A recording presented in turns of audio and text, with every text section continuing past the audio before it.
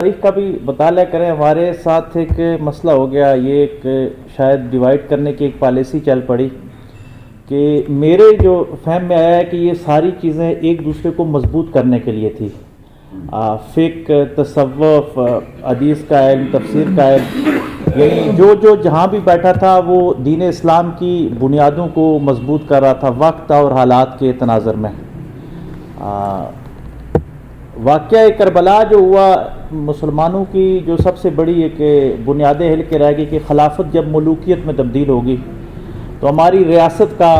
زوال شروع ہو گیا. اس وقت ہمارے پاس دو آپشن تھے. خانوادہ رسول صلی اللہ علیہ وآلہ وسلم نے جو ہمیں پیغام دیا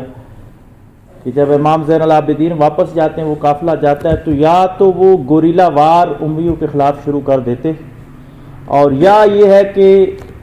جو اسلام کی بنیادیں تھوڑا سا اس کو مضبوط کیا جاتا. تو جب مسلمان ٹھیک ہو جائیں گے تو ایک وقت آئے گا کہ ان سے اقتدار واپس لے ہی لیا جائے گا. تو آل رسول نے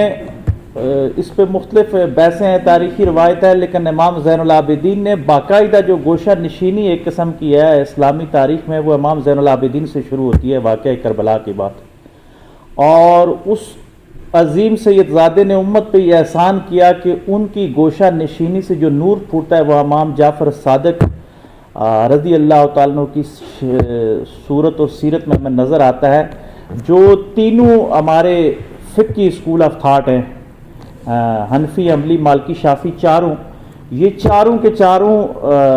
براہ راست یا بالواسطہ امام جعفر صادق کے شاگردوں میں آتے ہیں. اور دوسری طرف حدیث کا علم اور تصوف کے جو تین سلاسل ہیں، چار، نقشبندی براہ راست ان سے اکتساب فیض کرتے ہیں، اور دوسرے تین ہیں جو حضرت علی کرم اللہ وجہ الکریم تک جاتے ہیں. تو میں سمجھتا ہوں کہ یہ دین کا ایک خوبصورت سنگم ہے یا حسین امتزاج ہے جو ہمیں پیش کیا گیا. ہندوستان میں آئے تو یہاں پہ صوفیانہ فکر تھی، یا یہاں پر جو ہمارے سندھ میں بت مت تھے وہ ویسے بھی تھوڑے سے اس طرز کے لوگ تھے کہ خانقاہی نظام کو وہ قبول کرتے تھے، یا ہندو جو راگ اور ویدوں کا دین تھا اور طرح طرح کی چیزیں تھیں. تو ہمارے صوفی جو تھے وہ نماز شناس تھے، انہوں نے کہا کہ ان کو توحید کی میں کسی انداز کے ساتھ بھی پلائی جائے. باقی چیزیں انہوں نے وقت پہ چھوڑ دی کہ جب ہماری ریاستیں بنے گی بہت سارے کام آج ہم نہیں کر سکتے تو اس نیت کے ساتھ کر رہے ہوتے ہیں کہ ہمارے بعد جو نسلیں آئیں گی وہ ٹھیک کر لیں گی. تو صوفیوں نے جو بڑا کام کیا، بنیادی طور پر یہاں کے لوگوں کو اسلام میں داخل کر دیا، مسلمان کر دیا. بعد میں کچھ ذمہ داریاں ہمارے اوپر آئی اور ہمیں وہ نبھانی بھی چاہیے تھی، لیکن ہم آج اس صدی کے پاکستان بننے کے بعد کے لوگ ہوں یا ہم سے تھوڑا پہلے والے، ہم نے وہ ذمہ داریاں اپنی صحیح نہیں نبھائی، جس کی وجہ سے ہم الزام اس تصوف پہ یا اس اسلامی تصوف یا صوفیاء یا بزرگوں پہ نہیں لگا سکتے. پھر خرابیاں فقہ میں بھی آئی، معذرت کے ساتھ ہماری اسلامی تصوف میں بھی آئی، اور حدیثوں کو بھی بنیاد بنا کے امت کو لڑایا گیا. یہ تین چار بڑے ہماری بنیادی چیزیں تھیں، لیکن اگر دیکھا جائے کہ آج اتحاد امت نہیں ہو رہا تو ان تین چار چیزوں کے اوپر وقت کے بادشاہوں نے یہ چھاپ ڈالی کہ جو بھی بادشاہ ہوتے ہیں ان کو مذہبی لڑائی، یہ تاریخی تسلسل ہے کہ بڑی ان کو بھاتی ہے کہ ان کو آپس میں الجھا کے رکھو، لڑا کے رکھو، ہم اپنے کام میں لگے رہیں، یہ اپنے کام میں لگے رہیں.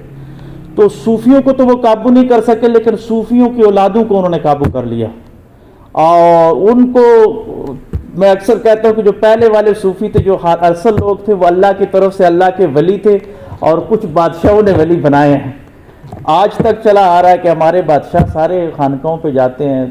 بابا فرید گنج شکر رحمۃ اللہ علیہ کا دیکھا ہے، اگر وہ بیشتی دروازہ ہے بالفرض اگر اس روایت کو مان بھی لیا جائے تو بھائی انہوں نے تو نہیں کہا تھا کہ اس کو ایک دن ہی کھولنا، پورا سال کھولی رکھو، لیکن رش بنانے کے لیے، ایک لوگوں کو ایک اس